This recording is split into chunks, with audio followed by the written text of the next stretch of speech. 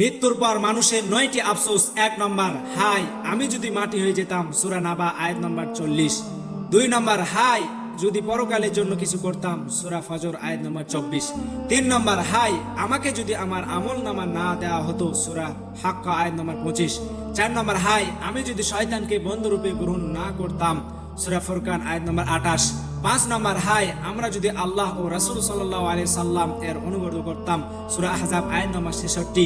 6 নম্বর, high আমি যদি রাসূল সাল্লাল্লাহু আলাইহি সাল্লাম এর সৎ পথ অবলম্বন করতাম, সূরা ফুরকান আয়াত নম্বর 27। 7 নম্বর, হাই আমিও যদি তাদের সঙ্গে থাকতাম তাহলে বিরাট সফলতা লাভ করতাম, সূরা আন-নিসা আয়াত নম্বর 73। 8 নম্বর, হাই আমি যদি আমার রবের সঙ্গে কাউকে শরীক না করতাম, সূরা কাহাফ আয়াত নম্বর 42। 9 নম্বর, হাই এমন যদি কোনো সুযোগ হতো আমাদেরকে আবার দুনিয়াতে পাঠানো হতো, আমরা আমাদের প্রভুকে মিথ্যা প্রতিপন্ন করতাম না আর আমরা হতাম ঈমানদারের শামিল, সূরা আনাম আয়াত নম্বর 27।